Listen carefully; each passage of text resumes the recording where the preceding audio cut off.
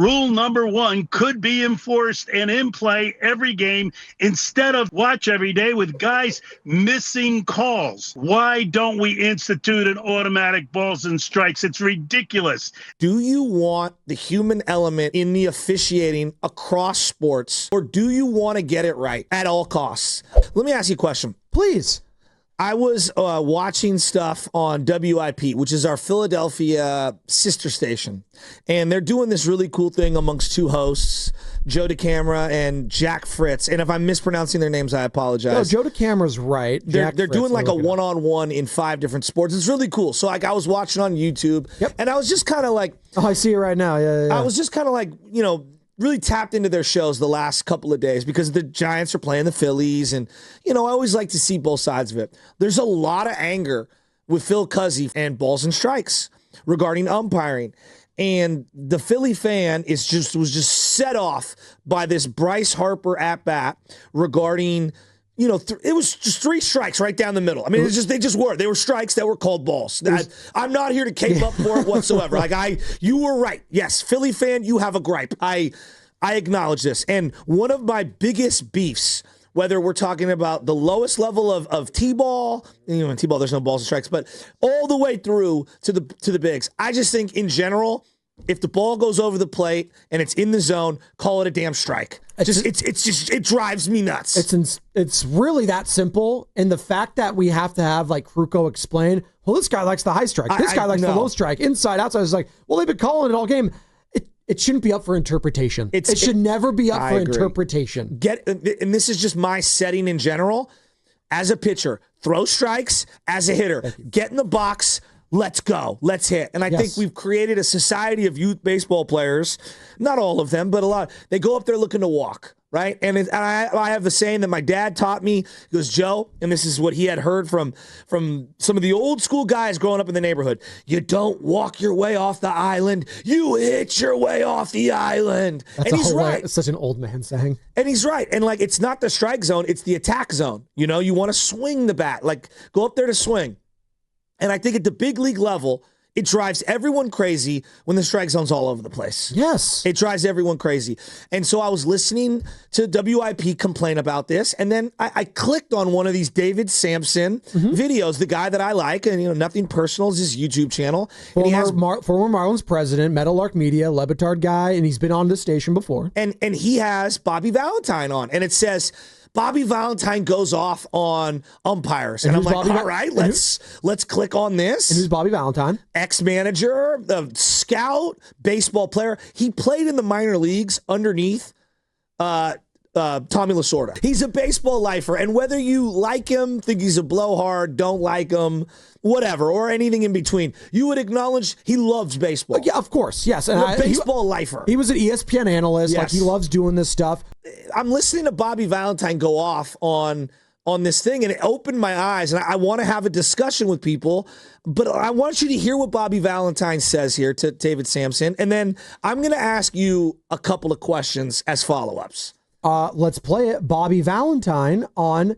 do you want to start with the pitch framing one first or the ABS system, Joey? Let's just go to the ABS system first. Okay, which is the robot umps, the automatic that balls they're going to kind of tinker with, and they've been tinkering with, and now you're going to see the challenge system, not the full balls and strikes, implemented in the All-Star game. Rule number one could be enforced and in play every game instead of being the stuff that I have to watch every day and you have to watch every day with guys missing calls. Why don't we institute an automatic balls and strikes? It's ridiculous that we worry about the umpires union. We worry about the catchers union.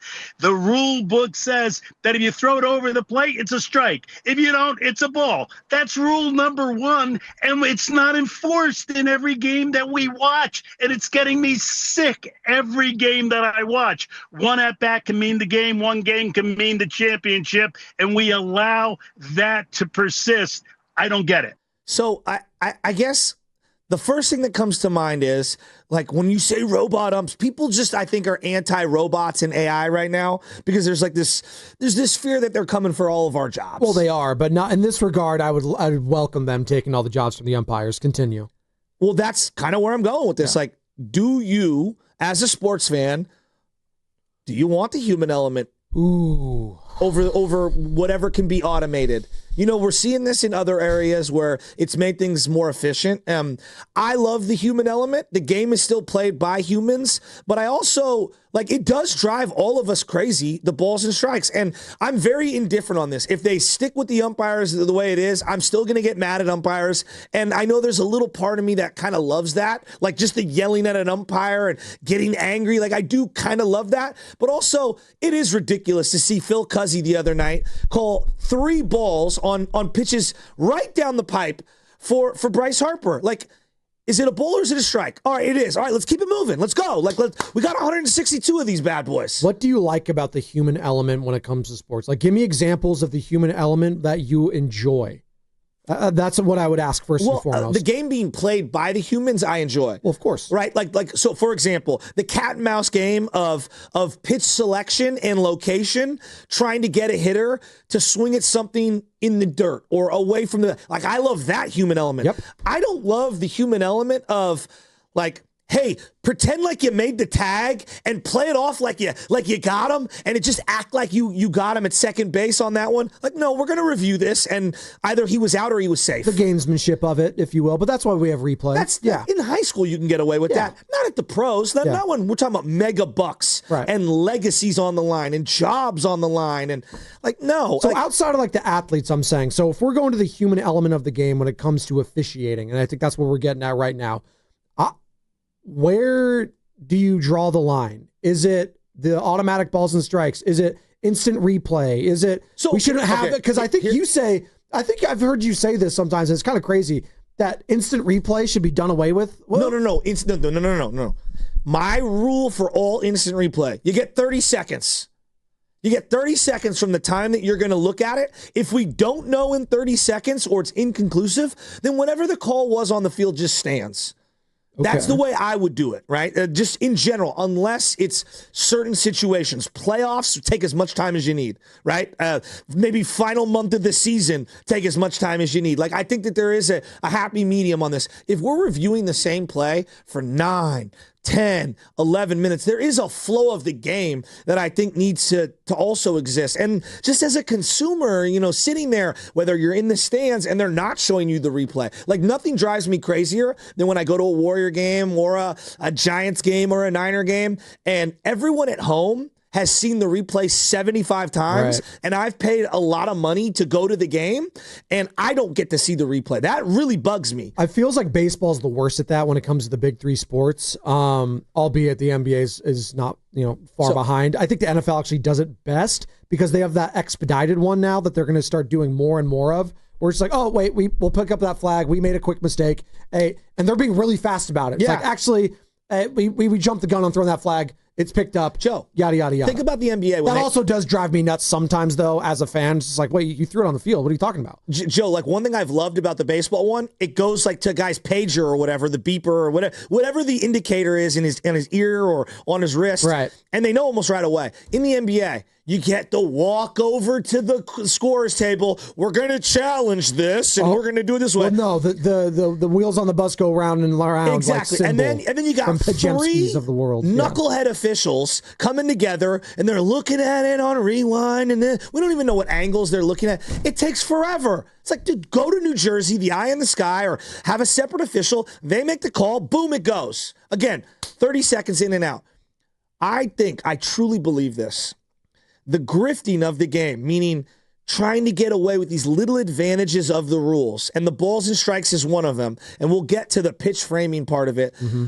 I do believe that when it feels like you take advantage of the rules and you exploit something that is very silly to the people watching, I feel like it actually does a disservice to us loving you as a player. Think of Russell Wilson going out of bounds and then, oh, nope, I'm going to go upfield for another 8, 11, 10, 12 yards. Oh, yeah. Right? And I don't want to get hit because I'm afraid Dre Greenlaw is going to get a personal foul. Yeah.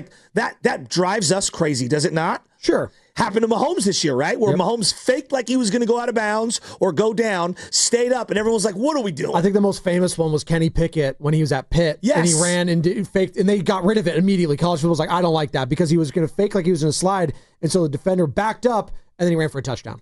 It's ridiculous. Yeah. James Harden. I truly believe, like, the audience has told you we don't like James Harden. And you know why? Because we don't like the rip-throughs, the fake, the lean-ins. Like, what he's doing by the rules is like, you know. And they forced some of that out now with the pump fakes, the head stuff. And he's a foul grifter. A little bit, but he is still one of the greatest scorers of all time. And he didn't need to do that. But is he beloved?